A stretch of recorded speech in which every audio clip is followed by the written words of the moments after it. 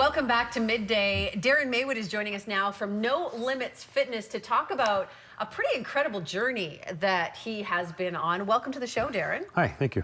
So let's start off with talking about, you were just at the World Championships for bodybuilding in Spain, Yes. which is incredible, just a couple of weeks ago. And we're going to talk about how you did, how that experience was. But Okay. I said, you know, is this the first time you've been at a Worlds? But you told me that you've only actually been doing this for a year. Yeah, a little less than a year, actually. A little less than a year. Okay, so tell me how you decided to all of a sudden go into bodybuilding. Well, I hadn't competed anything for a few years, and I had talked about maybe doing something like this. They have a new class where it's sort of more high weight proportionate. And I put a post on Facebook on a whole different related topic about won't and can't, and someone called me out. Oh, no. And said, so you can't find the time to do the show, or you won't find the time to do a show?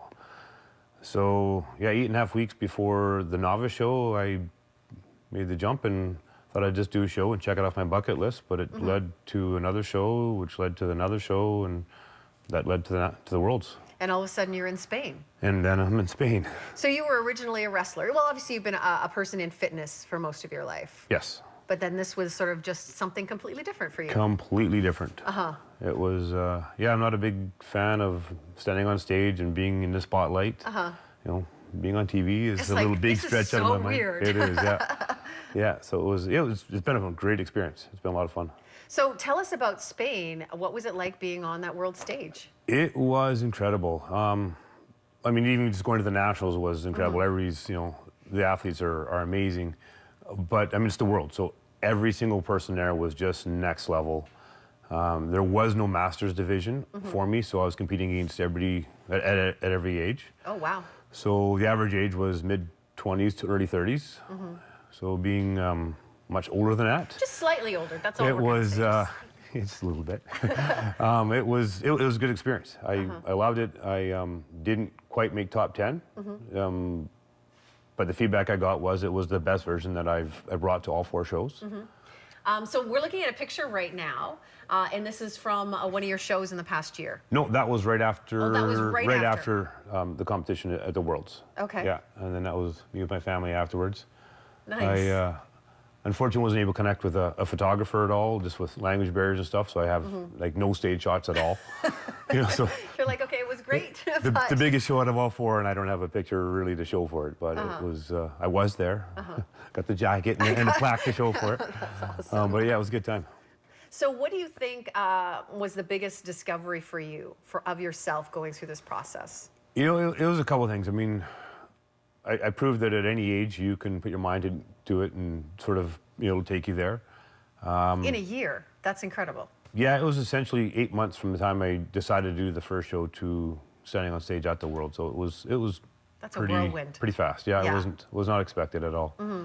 And really, we've, you know, been utilizing a nutrition system at our gym now for the better part of 2 years, and I used that for my journey, and it really solidified, you know, just how effective it was, because I put my body through so much, and anything I've ever used over the years, and, you know, way back in my wrestling days and stuff, I've just never had a product that could really sort of support that kind of training. It was pretty awesome. I'm going to throw Marie under the bus right now. Okay. My, I heard you might do that. yeah, But I wasn't sure it was going to happen. Yeah, so Maria competed years ago in bodybuilding, 2006, and she's done a ton of different sporting events, but nothing for a few years. And she didn't really want to go back on stage just because traditional diet plans leaves you so depleted, it's so hard on your body, and especially for women, the recovery can be just atrocious. People losing their hair. I mean, it's, you know, there's a whole other side to just standing on stage and looking great for a day.